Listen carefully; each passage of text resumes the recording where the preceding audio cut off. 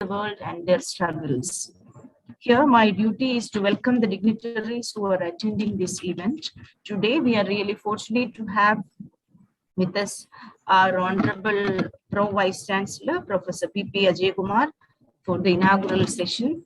Besides being an able administrator, he is an eminent academician who is very much concerned with various social issues. He is a constant source of support and encouragement to all the initiatives of the department. On behalf of the Department of Economics and all participants, I extend a hearty welcome to Professor P.P. Ajayakumar.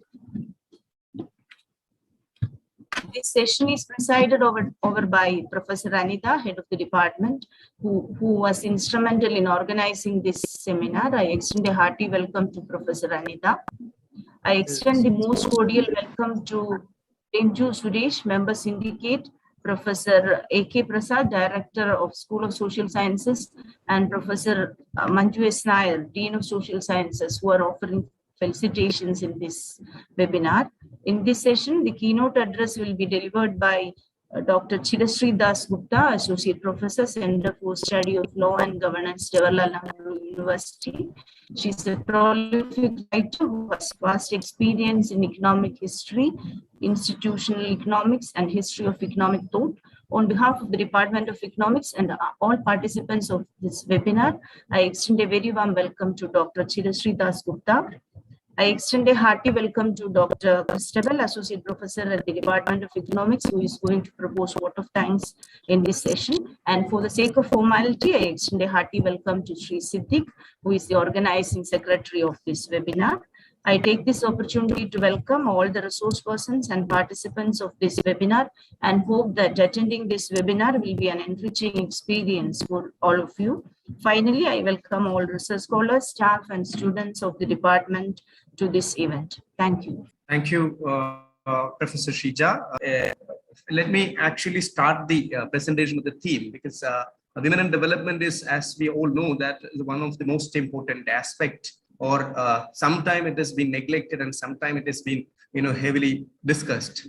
Well, given the very priority of the subject, this is very crucial, as what the Department of Economics has always felt.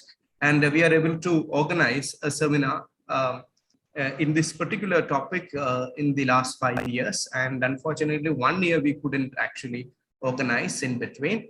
So the program is actually in a row. It is fourth in that line. And every year we are getting more and more response from the part of the researchers, as well as people who are interested in the activities, as well as the research in the field of women and development.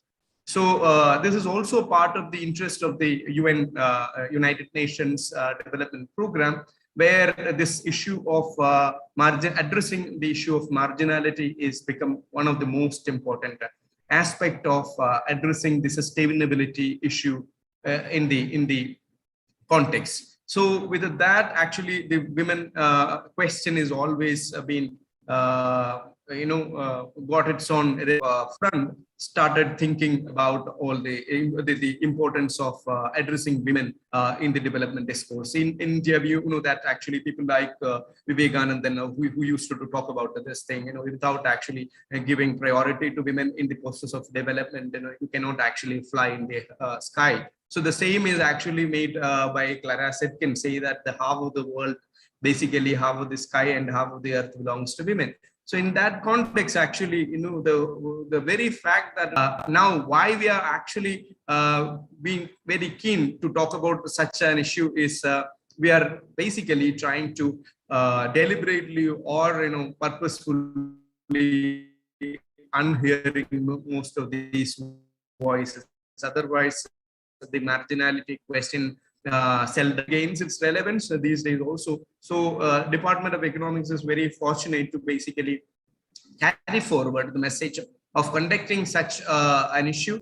So with this, let me actually conclude my thematic presentation, because this is what is actually roughly we are going to reflect in the coming sessions, 12 sessions of the seminar. And this seminar, all the sessions are going to be completely triggered, as well as completely controlled by the students of department, various research, PhD, MPhil, and any students. With this, let me conclude the thematic presentation. Thank you so much for being with. Now, I would like to invite Professor Anitha to basically really give the presidential address as well as carry forward the proceedings. Thank you, Professor Anitha. Thank you, Siddik. Respected Professor P.P. Ajayakumar, Honorable Pro Vice Chancellor, University of Kerala. Respected Ms. Renju Suresh, Member Syndicate, University of Kerala. Dr. Chirasree Dasgupta, Associate Professor, JNU. My colleagues, Professor A.K. Prasad, Dr. Manju S. Nair, Dean School of Social Sciences, Professor Sheeja S.R., Dr. Christabell P.J., Siddik R., distinguished participants, and my dear students. A very warm good morning to one and all. At the outset, I appreciate the efforts of Siddik R., the faculty of the Department of Economics, for regularly organizing the seminar on women and development. As we know that recently, national and international agencies have given concerted efforts to implement a number of programs and policies to mainstream women through different approaches. Millennium Development Goals, Sustainable Development Goals, different symposiums, etc. are a few among them. Despite these, still gender equality is an issue in almost all nations, particularly in developing countries. Now, the COVID-19 pandemic also hit the group negatively. And empirical works proved that the impact of the COVID-19 or any other disaster, the impact is on differential impact on women and men, and it is visible in the level of unemployment, economic insecurity, participation, decision-making, etc. One of the transformational frameworks suggested by the United Nations Sustainable Development Report 2020 is education, gender, and inequality. That is, policymakers should place women's needs and leadership at the heart of each response to the pandemic. I think in this context, this year's seminar is very relevant and timely. Now, I extend the special thanks to our Honorable Pro Vice Chancellor, Professor P.P. Ajayakumar, and the keynote speaker, Dr. Chirasree, for accepting our invitation. Thanks to each and every one of you for being here with us today, this inaugural session. Thank you. Now, I invite Professor P.P. Ajayakumar, Honorable Pro Vice Chancellor, to make an inaugural address as well as inaugurating the program. Dear friends, good morning to all of you. Actually, I think I am attending the second seminar on women and development organized by the Department of Economics and coordinated by Dr. Siddik R. I think it is certainly an appreciable effort on the part of the department to deliberate on a particular area regularly. I think certainly result in solid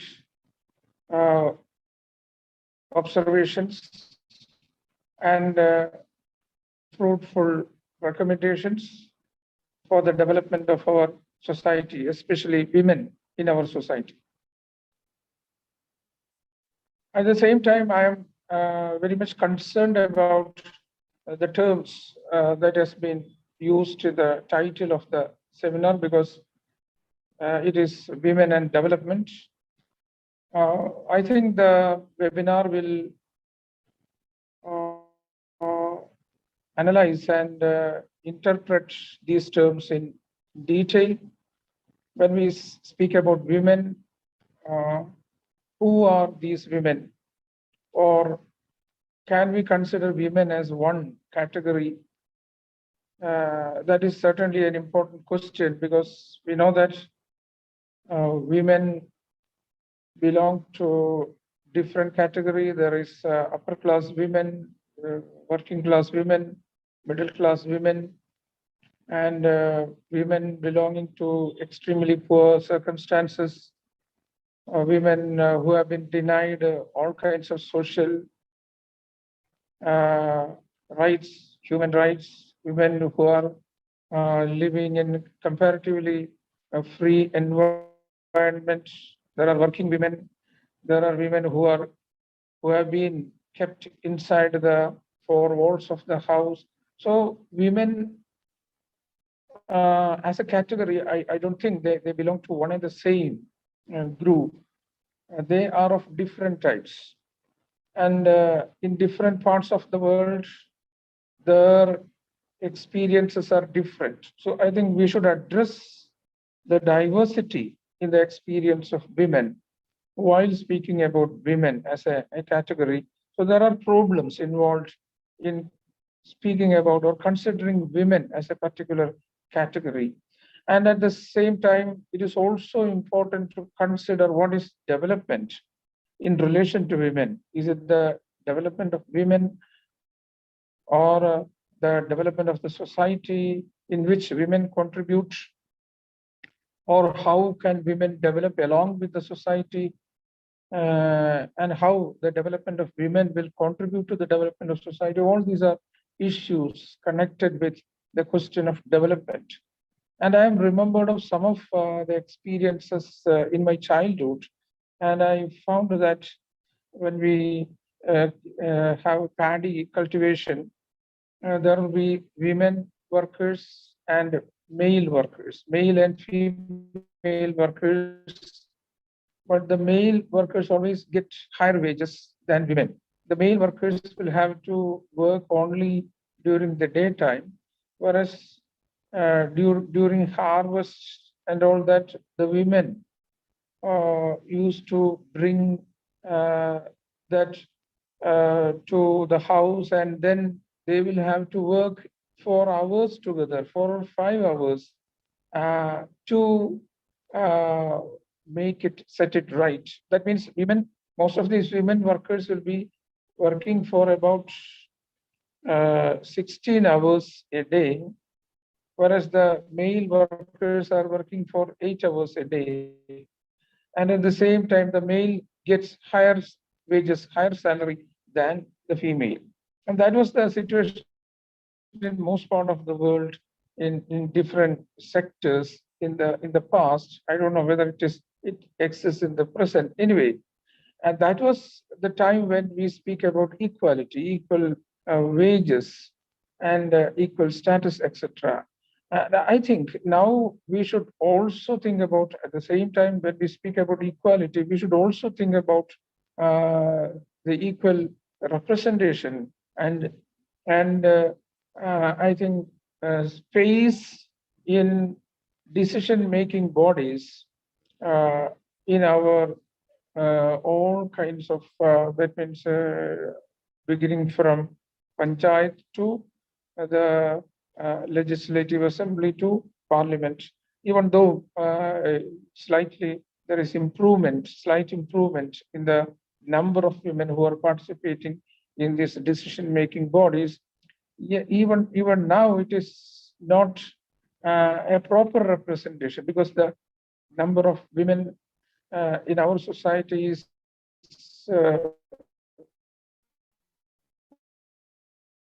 more than 50%.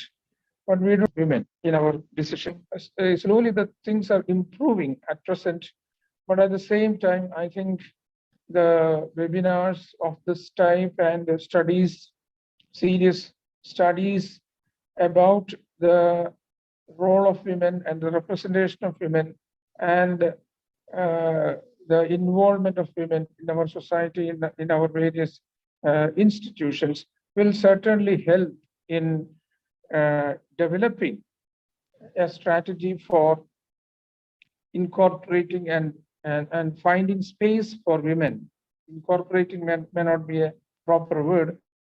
Finding space for women, acquiring space for women in all kinds of activities connected with our social life. Actually, I also remember one of the remarks of one professor from University of Western Ontario, Canada. He told me that in Canada, the women came forward in a big way during the Second World War. And there is a reason for that. And the reason is that during Second World War, most of the men, majority of the men were recruited to the military service, and they were outside. They went to Europe, England, for fighting with Germany. And then it was the duty of these women to transport weapons, transport food materials from Canada to Europe. So a lot of women pilots were trained at that time, and they started involving all kinds of activities in which they never involved in the past. So I think what is important for women is to participate, involve themselves in all activities,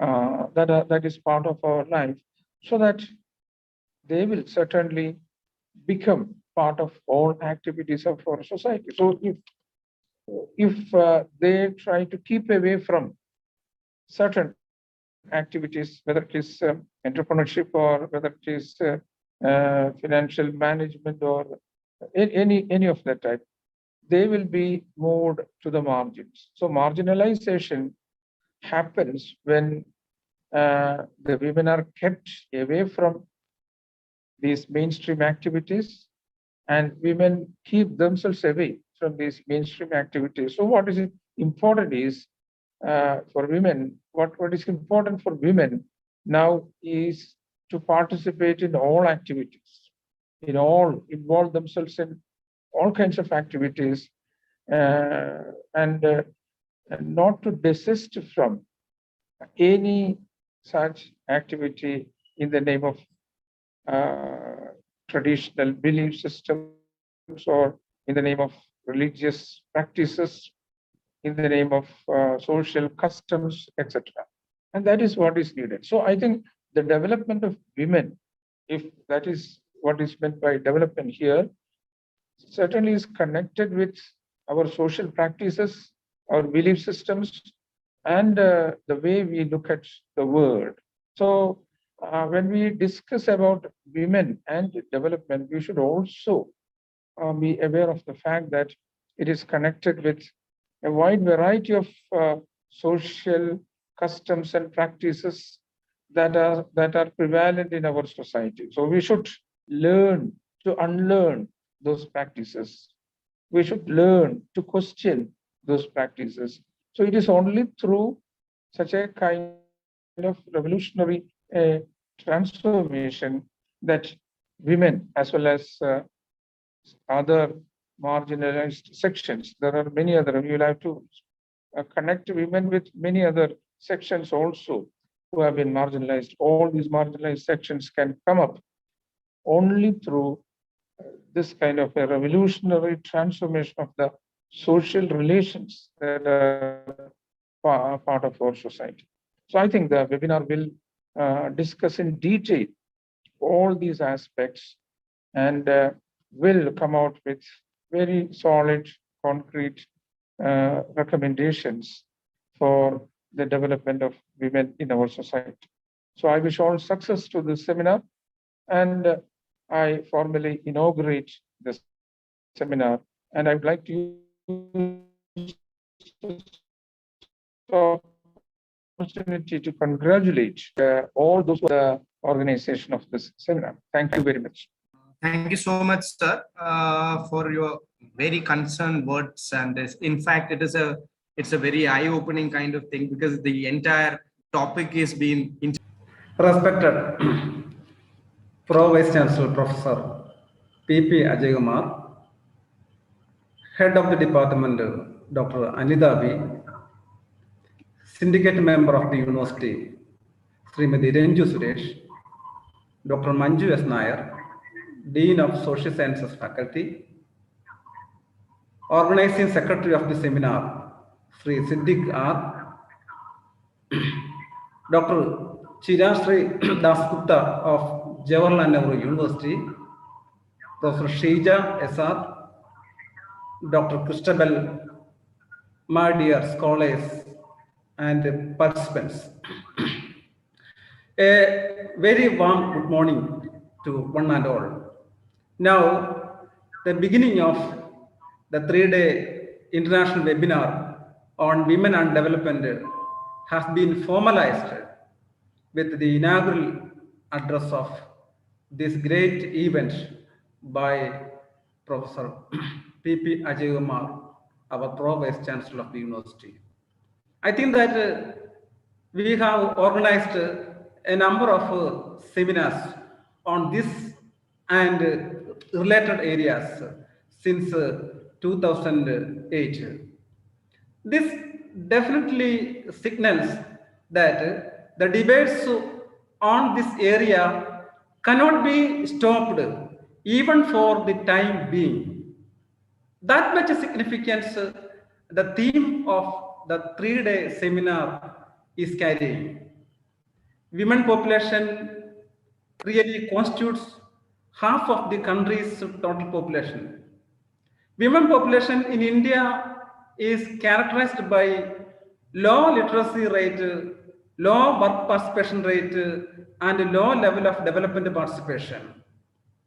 More than 50% of the women in rural areas and in urban areas were found having no technical skills. Women continued to be treated as a source of cheap and secondary labor that can be hired and fired to suit the requirements of the employer. After independence, development of the nation has been directly related to women development. Women really play a very decisive role in economic development of our country. But still, both in developed as well as in developing countries, the discrimination against women continues to occur. In labor market, women are not only put in low wage jobs, but also they are paid less remuneration than men. Even after the formation of Equal Remuneration Act, which guarantees equal rights to women in terms of wages compared to male counterparts, it is clearly visible that the women labor is still paid low wages than male counterparts, even for the same type of work. In short, gender bias is widespread in every sector. Okay, you think that in the parliament, in the executive, in the judiciary, their representation is really inadequate. In the leadership of political organizations, let those political organizations at national level or regional level or local level, the representation of women in the leadership is negligible or zero. Okay. Hence, continuity of the debates on the themes related to women and development is found to be imperative until gender equality is achieved. I think that the discussions taking place in the seminar for the coming 3 days will be highly fruitful, not only for the academic community, but also for the whole citizens of the country. So I am concluding my felicitation speech. I wish all success to the seminar. Thanks to all. Thank you so much, sir, for your wonderful reflection. Now, I think the session is going to hand over to Professor Chirishri Dasgupta, our keynote speaker today, and she's going to basically talk about the issue, which is what the Professor P.P. Ajayakumar and Professor A.K. Prasad reflected rightly, and especially it is on the accumulation aspect as basically what is we call the social accumulation issue. So that is what she is going to discuss, and in fact we are all eager to listen, Professor Chirishri. Thank you. Professor Chirishri for accepting our invitation and being part of this seminar.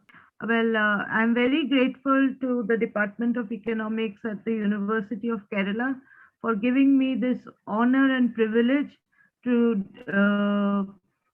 deliver the keynote address for the Conference on Women and Development. And I am extremely grateful to all of you, and especially the organizers, for giving me this opportunity. I propose to speak on social reproduction and capital accumulation in India. And to start with, I would like to define what is social reproduction in feminist economics. And social reproduction by far is considered in Marxist terms the reproduction of society as a whole. But feminists attribute a narrower meaning to it, saying that social reproduction is a process, a labor process, through which the worker and hence the entire process of production is reproduced continuously so that there is no gap in the production process. Now, often social reproduction in this sense is associated, especially in the first world feminist lexicon, with care work. Okay? And there was mention of care work earlier also in this session. But in the third world, which the meaning of social reproduction is much wider, as argued by third world feminists, which is that production and reproduction, the boundary line between the two in terms of what adds value and what doesn't add value is very thin in countries like ours. So for example, if a woman goes and collects firewood for fuel, then that is considered to be unproductive work. But if the same firewood is bought from the market by the woman, it is considered to be of value. Similarly, if a woman fetches water herself, it is considered to be unproductive work and unpaid. But if she buys the water from the market, then it has a value. So there is a lot of work that women do, which is actually productive work, like, for example, raising poultry for subsistence, etc., which don't get counted under the what is called the traditional production boundary as defined by the UN system of national accounts. The second thing that has to be understood is, in this context, that women do work, there is a simultaneity in the way women work.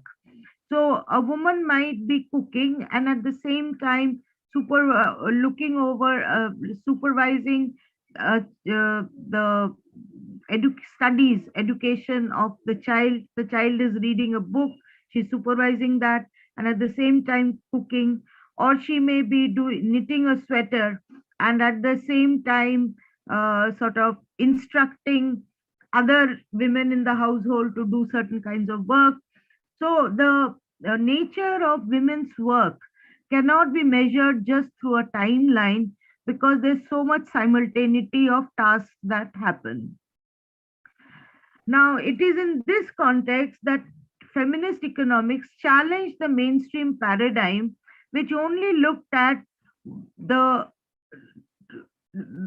entire disposable time into two parts. One is work and the other is leisure. Feminists said, no, there is paid work, unpaid work, and then there is leisure. Okay.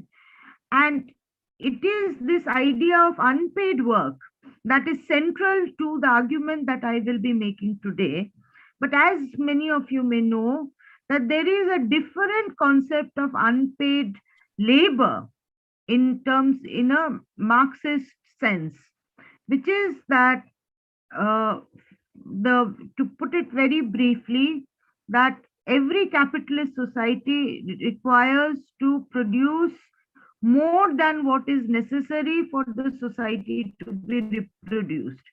That additional surplus is actually that additional is called the surplus, and that is what essentially constitutes profits. And without profits, capitalism cannot continue. So how is this profit generated? That let us say a person needs 180 rupees per day for her own reproduction, for eating, sleeping, clothing, housing, etc. Now, she will have to work 4 hours, let us say, to earn this 180 rupees. Then capitalists will make her definitely work for more than 4 hours. So say another 4 hours, but pay her 180 as wage, as the daily wage. And the rest of the 4 hours will be unpaid work that will create value that will accrue as surplus to the capitalist. So unpaid labor time within paid labor time is the source of surplus and profits. Now, if we combine this Marxist and the feminist paradigm, then we understand two things. That first, what is wage? Wage is the price of necessities, right? What we need, it is dependent on the price of necessities. So what Marx called the socially necessary labor time that we need to put in to earn enough to basically provide for our necessities. Now, what does the unpaid work of women do? It actually helps to subsidize wages. How does this happen? This happens in the following way, that the unpaid, let us say that your mother stops cooking at home. You will have to buy food every day from the market, which is more expensive than when your mother cooks at home. So in the process, your wage rate has to increase. Your boss has to increase your wages so that you can eat every day from outside. Now, will your boss want that? No, for sure. And so your mother has to keep cooking at home so that you can survive at the wages that you get. So in that sense, women's unpaid work basically brings down the price of necessities, which would have been higher if women had not been doing unpaid reproductive work.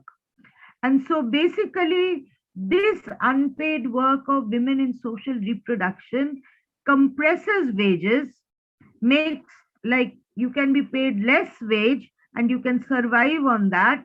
And obviously that will mean that the surplus will be generated by capitalists will be more.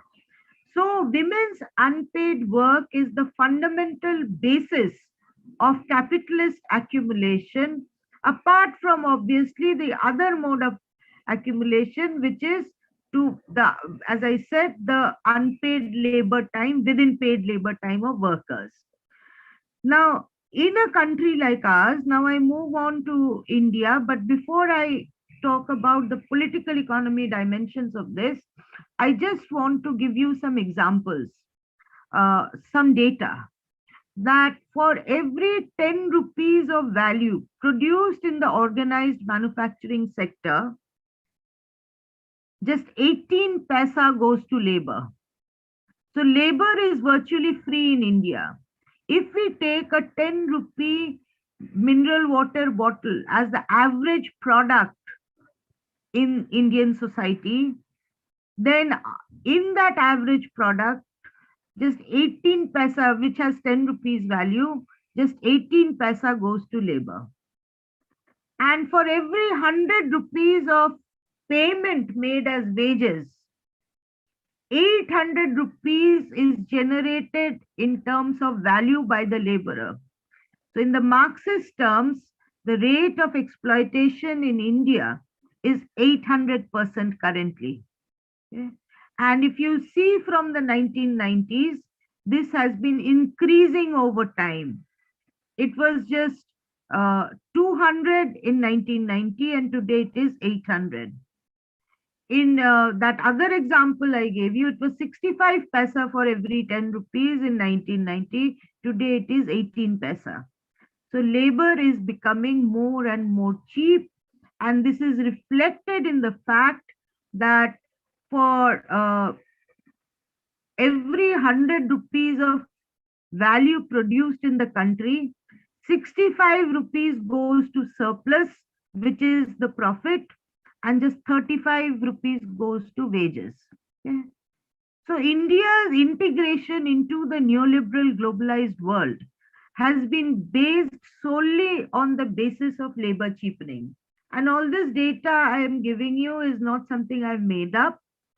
It is from the annual survey of industries done by the government of India, and of course the standard macroeconomic data from the from the CSO.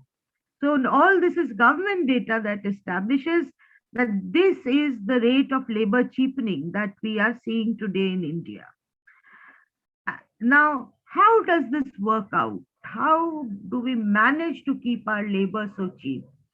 The way this happens is that this is primarily dependent on two factors. One is caste and the other is patriarchy.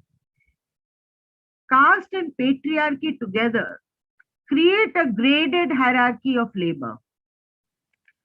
And in the Ambedkarite sense, Ambedkar talked about the relation between caste and patriarchy, that patriarchy is absolutely essential to the caste hierarchy because patriarchy ensures the purity of the bloodline, which is the basis of the caste system.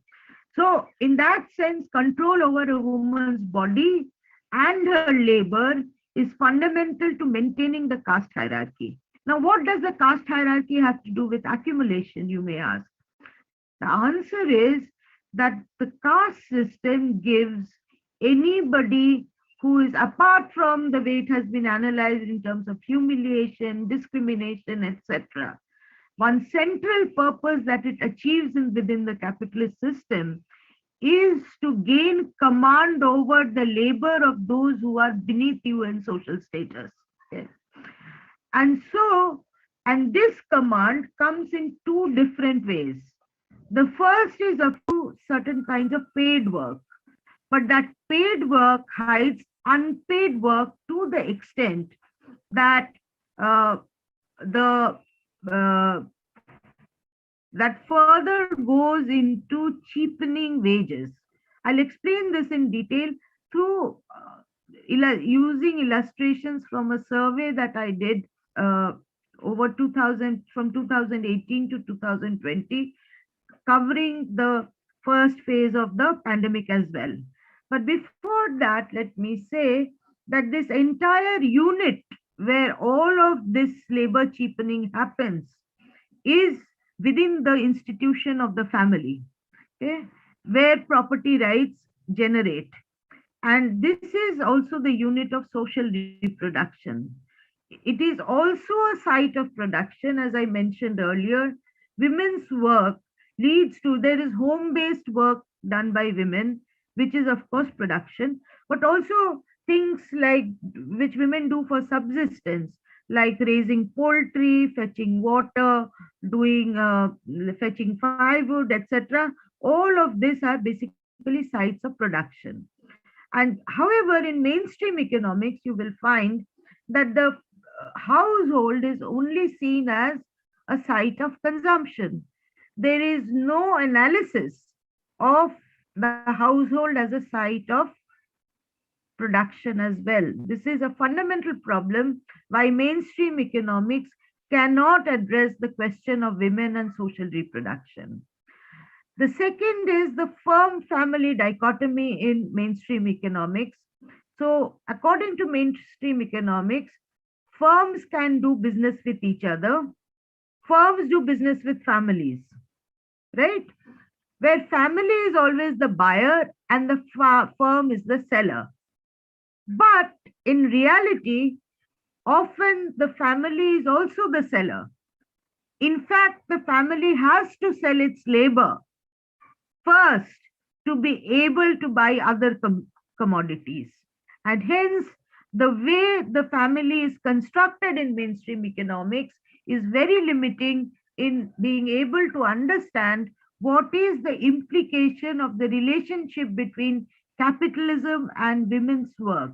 And this is fundamental to something that is fundamental that we should understand in order to really understand the question of women's development, or as it was put, the development of society where women are included. All of these questions fundamentally beg the question as to the relationship between women's labor and that of capital accumulation. So now I move on to a survey of 1,800 domestic workers in Delhi and 300 sanitation workers in educational institutions, once again in Delhi, which I did between 2018 and 2020.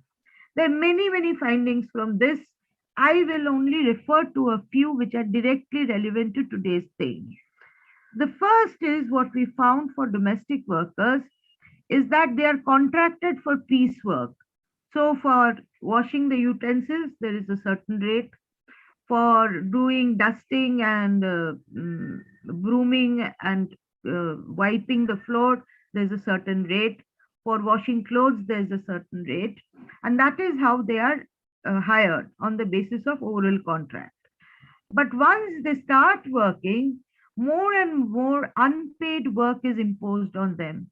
So if there's a baby in the house, they are told, just hold the baby for some time while the others are busy with something.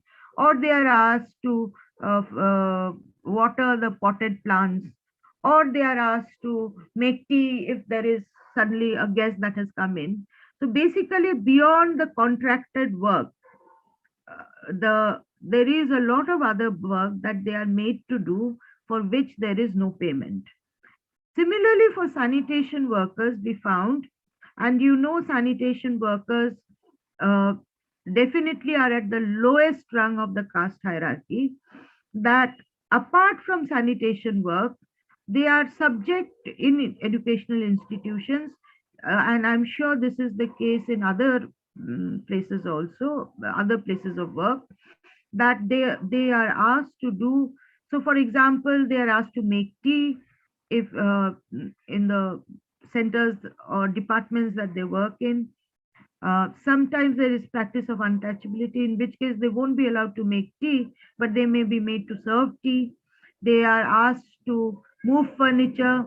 They are asked to just be like the sort of a attendant in big seminars and events where they do a lot of unpaid work, which is not part of their regular assignment. And moreover, their salaries, because they are mostly outsourced workers, at the slightest pretext, the first thing that happens is that their salaries are cut. Like they're not paid salaries on time, salaries are delayed. And moreover, the discrepancy in salary, that an average professor in Delhi earns, a faculty member in Delhi earns around 1 lakh rupees, while the average sanitation worker just earns 3,000. So this huge gap between the valuation of mental and manual labor, the huge gap between different kinds of middle class professional white collar services labor and that of domestic workers can only be explained through the caste system. In how the Brahminical caste system basically values labor.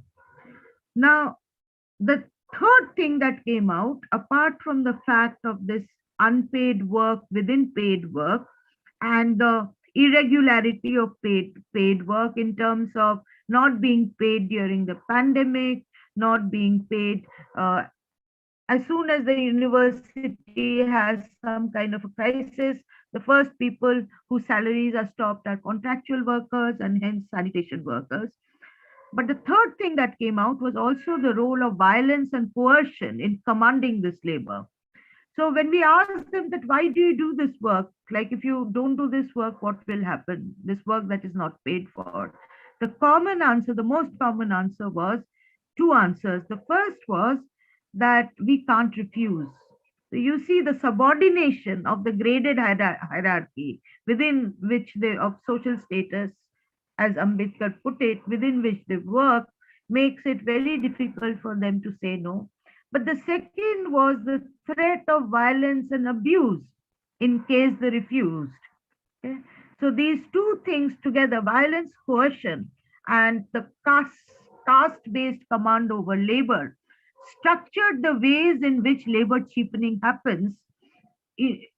And so the household can survive at a much lower level of income than would have been needed if there wasn't this huge gap between mental and manual labor, if there hadn't been so much of coercion built into the process of social reproduction, which is based on paid work. I'm not even talking about pure unpaid work. Now, as this power, so what we boil down to is that all of these social processes together give the power to command unpaid labor in paid labor time. So there is pure unpaid work done by women, mother cooking, cleaning, etc. Then there is the domestic worker whose unpaid labor time is commanded from the paid labor time. And then there is the regular worker whose wages get subsidized through these processes. And then further they are made to work in a regime where there is unpaid labor time within paid labor time. So all of this together then makes, this is the primary mode through which we manage to keep our labor cheap. And hence our Ambanis and Adanis make the kind of profits that they make and make it to the Forbes 500 list or whatever. Okay. Now, the other thing that we want to understand here is that the nature of globalization in India has been such that it has resurrected the most reactionary of practices as far as labor deployment is concerned. And I'll just talk about two. The first is that of Jodi labor. In construction sites, you will often see that there is a man, a woman, along with their children, and they're contracted as a family. So they're paid a family wage rather than the man and the woman being contracted separately as individual workers. And the child comes free. The child plays or just is kept somewhere lying down in the construction site when it is very small. And as soon as the child grows up a bit, the child is deployed to do small chores around the construction site, and hence that labor comes completely free. And this is one kind of semi-bondage that we can see here, because refusal to do this will mean losing of the job. And the second kind of bondage I'll talk about is that of Sumangali labor, which many of you may be familiar with. It originates in Tirupur, the site of the internationally acclaimed hosiery industry. Hosiery across the world is exported from there. And here, women from rural areas, from villages, very young women, okay, some of them are girls, in fact, are contracted on, let us say, for 35,000 rupees for 4 years, 36,000 rupees for 4 years, which is hardly 9,000 rupees per year. Okay. And they are deployed in the factories or the sweatshops of hosiery industry, and they are made, there is no regulation, they are made to work for 20 hours even, in abysmal conditions, very unhygienic conditions. And at the end, all they get is that contracted amount for 4 years, which is a piddling amount. 9,000 rupees a year is nothing, as you know. And in the process, exposed to the most servitudinal forms of violence, including sexual violence and abuse. Now, why are they called Sumangali? Because they are going and earning their dowry through this process of being reduced to slaves in factories, which actually are exporting and making huge amounts of profits. So as you can see, that this new form of bondage also cheapens labor in different ways. And the last form of cheapening of labor is what is called intensification of labor. if you look at the census data from the last so many years, you will find that increasingly women have been, not just women, both women and men have been pushed into marginal work, which is work for less than 180 days in a year. And this means they have to work more in that given period to sustain themselves through the period of unemployment. Now, I'll just give you a few examples.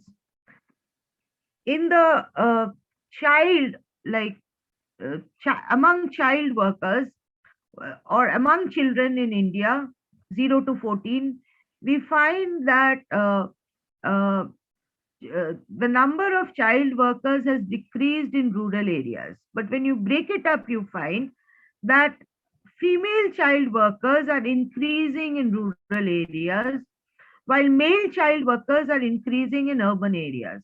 So basically, male children are migrating to urban areas to work, while the burden of rural work then is falling on the girl child. The second is among the working age population, what we find is that it used to be that in 1991, for every 20 male workers, there was one marginal worker. Today, for one main worker, there is one marginal worker. And it is the same case for senior citizens, even across genders and across rural urban. So basically, Indians are, especially poor Indians, are being made to work more and more in less and less time. And as you know, that if you can intensify the work, that you make somebody in 1 hour do the work that can actually should be done in 2 hours, then you pay that person only for 1 hour. So this is what is, when we look at the relationship between the number of male workers and marginal workers, this is what what actually it is doing is, it is leading to intensification of labor. And this is the third way in which labor is cheapened. So basically, the argument that I'm trying to make through this presentation is that accumulation through labor cheapening by increasing unpaid labor time in paid labor, increasing unpaid work in social reproduction and production by women and by Dalits and people who are lowest in the caste hierarchy, is together and the intensification of labor by these very categories, including an increased dependence on child labor and an increased dependence on the labor of senior citizens. So it is shameful that our senior citizens need to work. They have no social security. But on the basis of that work, more and more profits are being made. Okay? So when we talk about the question of development, we need to ask what kind of development. And this profit-led capitalist development is basically not only increasing the burden of work on women, increasing the burden of work on Dalits, but dehumanizing them in the process, as we have seen through abuse, through violence, through coercion, and through bondage. Okay. And so is this the kind of development that we want for our women? Is this the kind of development that we want for the largest chunk of society in India, which is the rural and urban poor? So these are questions that we must ask and interrogate in terms of really discussing the question of women, the relationship of women with development. That if it is capitalist development, can there really be women's development? The last point on which I don't want to end on a very note on which it is all hopeless. It's not hopeless, but this is the reality. We need to recognize the reality to be able to work towards a better future. And the alternative to this has been suggested by the feminist economists in India and other parts of the world for a very long time. They have argued for a wage-led development model rather than a profit-led development model. Okay? Because a wage-led development model would mean a just remuneration for everybody, but more important, means undervalued and unvalued work. Okay? And that we first set the first premise of empowerment in terms of a true emancipation from the bondage and the coercion that I've been talking about. But as you know, that the capitalist system cannot really work without a profit-led growth structure. So what feminists are proposing, and this is not Marxist feminists only, it has been feminists, liberal feminists and radical feminists, people like Devki Jain and others, okay, who've been constantly saying this thing about wage-led growth since the 1950s and 60s when feminist economics started in India. But that actually the demand for that entails a much more intense institutional change that is demanded in terms of dismantling the structures of profit and instead replacing it with a real question of people's emancipation through different kinds of empowerment and development that will be based on what is called wage-led growth. So you can call that socialism, or you can call that a welfare system, or it doesn't matter the nomenclature at this point because we are very far away from there. But the goal of all those aspiring for women to get a place in development first need to challenge the very premise of the development, the economic development on which this entire structure is built, in which women are dehumanized. So for women to gain a footing, I'm not even saying an equal footing as one of the speakers was saying, but even a footing in this process requires a moving away from profit-led growth to wage-led growth. Thank you. I'll stop here. Thank you so much for your wonderful reflection in that sense. In fact, we are also fortunate to have a reflection from the perspective of Marxian, as well as, a final note that it's not only an issue of Marxian, discussion, it is also part of the whole feminist literature in that sense. So now I would like to basically have a little bit questions if somebody would like to raise, because otherwise even if it is an inaugural session, if some question comes, we are very glad to basically address, and I hope Chirishri don't mind addressing questions. No, of course, I'll be delighted. Can I ask one question? Yeah, sure. Okay. I'm Christabell from Department of Economics. What happens is that when we look at the NSSO data and other data sources, the female labor force participation is coming down in India.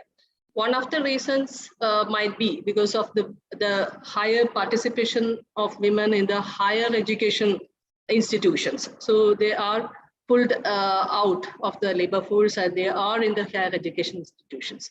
But what happens is that when they are studying, that is not being converted, or they are not landing up in the jobs because of what you have mentioned.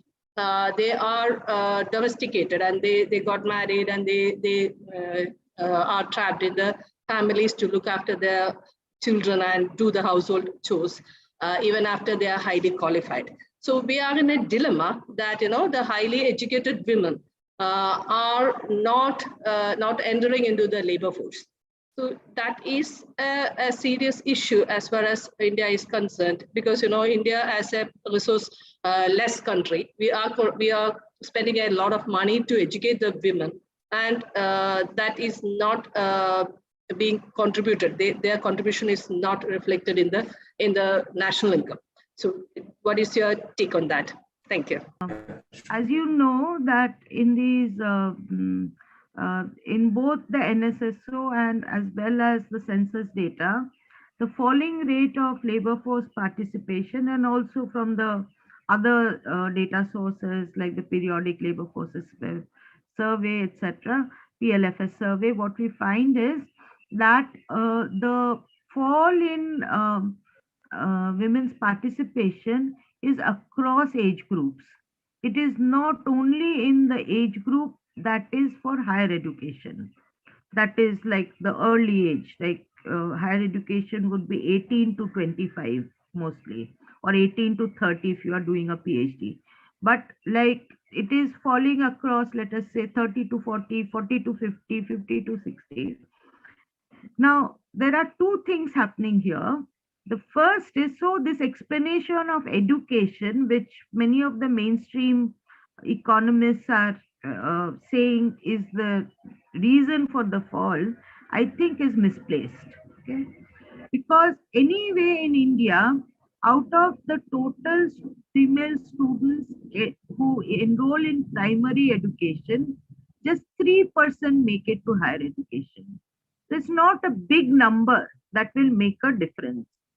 So the second part of your question I'll come to later, but this idea that women are falling out of the workforce because they are going in for higher education is fundamentally not a good explanation of what is happening.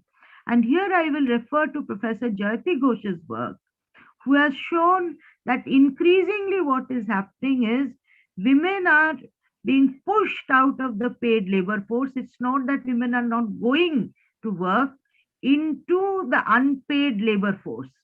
So they are made to do work which is outside the SNA counting, outside the production boundary, the kind of things that I was talking about, rearing poultry or sort of looking after the, let us say, doing some subsidiary agriculture, which is just kitchen garden, etc., for their daily subsistence, etc.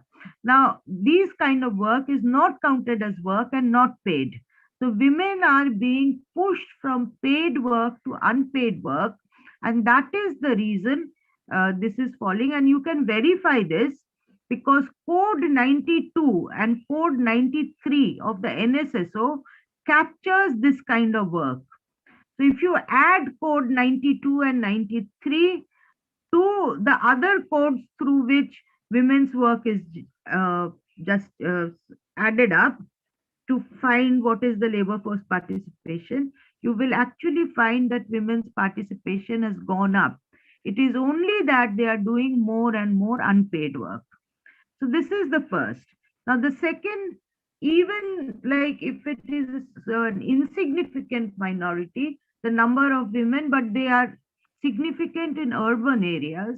So India's urban percentage is very small, that in urban areas, especially upper caste women and especially upper caste women don't sort of, even after education, do not go on to work, but basically reduce themselves to be like just working in the sphere of social reproduction within the family.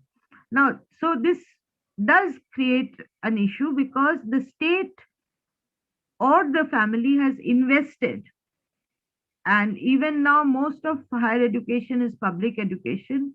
So the state and hence people's money have been used to basically make these women educated. And then if they don't join the labor force, they don't become taxpayers, they are not really giving it back to society. It's a different problem. But I think the first problem is more important than the second problem. That this thing about it, the dilemma really is to how to bring all these women who are being pushed out of the paid labor force into the unpaid labor force back into the paid labor force, rather than this minuscule number of women in higher education who are then not working out of choice or of compulsion. But that is what I was saying, that it is a real transformation of society is needed in terms of like women internalize patriarchy, and so a real transformation in society means, and if we move to that other kind of model, then slowly women will come out of these patriarchal norms and situations. They will have the will to fight, and then they will definitely contribute to value and to taxes. Hello, ma'am. I have a question. Yes, Shall I please go ahead. Yeah, ma'am, Yeah. you were talking about women who were being reduced as unpaid labor from the paid labor force, and as per the example you have mentioned, it is capitalism. And if a woman is working for 8 hours, 4 hours is for her own survival, and 4 hours is unpaid labor because the capitalist is expropriating the profit or the value for which she have been working. So, is it the capitalism or the patriarchy which is pushing women to do unpaid labor? And how can you differentiate between the role of capitalism or patriarchy in sidelining women into unpaid labors? Yes. See, capitalism relies on patriarchy. That is the relationship. So patriarchy is older than capitalism, but capitalism relies on patriarchy in different ways. So the first way, as I had said, is that keeping some women in the realm of pure unpaid work, like cooking at home, cleaning at home, doing all this work at home, and also doing work like fetching firewood, fuel, which would have been like valued in another kind of system, which is not based on valuation of commodities, but on valuation of labor. Now here, well, it is based on valuation of only things that can be sold in the market. So women are reduced to, like, moved away from being commodity producers to being sustenance producers through pure unpaid work. So there is no paid component at all in it. That is the first way in which capitalism uses patriarchy. Then the second is that what you said, that the Marxist concept that the unpaid labor time component in the total paid labor time. So basically, like if you work for 8 hours, you do 4 hours of paid work and 4 hours of unpaid labor time. Now, in this, patriarchy works in a different way. First of all, women are always paid less than men. Okay, and this thing of women, and even that jodi labor that I talked about, the payment is made to the man. The woman is not paid separately. So it is a family wage that goes to the man. He may spend it in drinking. She has no control over that. Okay. So the paid labor time, by employing women, paid labor time can be further decreased. That is the second way in which patriarchy uses women's labor. And the third way, capitalism uses women's labor using patriarchy. And the third way in which it does is through, as I said, labor intensification. So women do that simultaneity of task I was talking about, that women do far more work in terms of, as was mentioned by another speaker also. And you cannot say that I'm doing X in this time and Y in this time and Z in this time. X and Y, they're doing simultaneously. Okay, so the simultaneity of work increases the work burden of women. And so once again, patriarchy is used by capitalism for labor intensification. So all three processes I described, through which capitalism makes more and more surplus at the cost of women, is basically because of patriarchy. Thank you so much for your response. I think we can wind up the session because we will move to the next session in a short while. So thank you so much, Dr. Chirishri, for giving us a very interesting as well as, a reflective account of how social reproduction is basically under the capitalist framework. So thank you so much. And I think we can wind up the session, and I ask Professor Christabell to give the vote of thanks. Over to Professor Christabell. Thank you, Siddik. Thank you so much. A warm good morning to one and all. The third day international webinar on women and development is just inaugurated. My duty is to deliver the vote of thanks to all the dignitaries who have kind enough to participate in the auspicious day and bless us for the webinar. First and foremost, I would like to thank Professor Dr. P.P. Ajayakumar, our Honorable Pro Vice Chancellor, University of Kerala. Thank you so much for your unrelenting support and love. We all know that he's a great supporter and sympathizer to all the activities of the department. We enjoyed your enlightening opening remarks on the webinar regarding women and development. You have specified the importance of participation of women in all activities, not only in economic activities. Thank you so much for your presence in the webinar and for the great speech. On behalf of the Department of Economics and on my behalf, I extend a heartfelt gratitude to you, sir. Second, Dr. Chirasree Dasgupta, Associate Professor, Jawaharlal Nehru University, New Delhi, has delivered the keynote address for the inauguration function.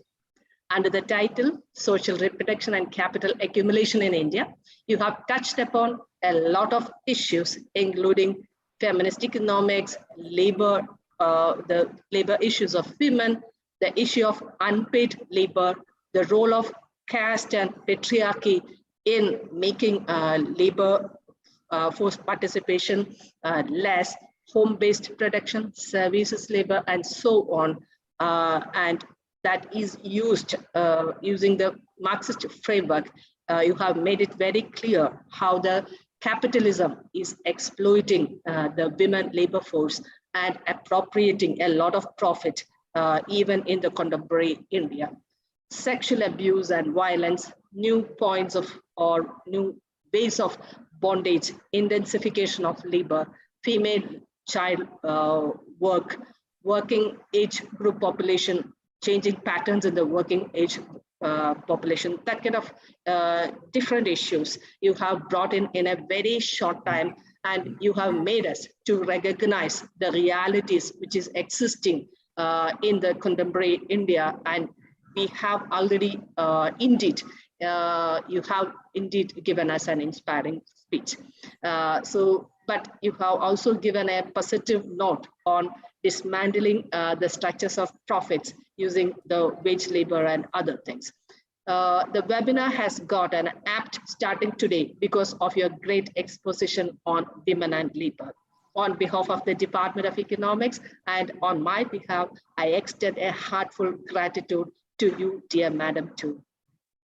Professor Anitha, the head of the Department of Economics, has presided over this inaugural function. Thank you so much, Madam, for your kind presence and encouraging words. I would like to extend my gratitude to Professor A.K. Prasad, Director, School of Social Sciences, our beloved teacher. He has offered us with felicitation. Thank you so much for your kind words, dear sir. Professor Manju S. Nair, Dean, School of Social Sciences, has also offered felicitation to the international webinar. Thank you, Madam, for joining today morning, and thank you for your inspiring words. I would also thank my colleague, Professor Sheeja Essa, who has delivered the welcome address. Thank you, dear Madam. I thank from bottom of my heart, Mr. Siddik R, the organizing secretary. We know how much efforts you have put into to make this webinar possible. Last but not least, I also extend my sincere thanks to all the teachers and students from sister institutions, our students and well-wishers who joined us today morning for this inaugural function. The 3-day webinar is just started. Once again, I thank you everybody for your kind cooperation and support. We expect you be online for the coming 3 days and contribute to the conference. Thank you so much. Thank you, Professor Christabell, for your kind words.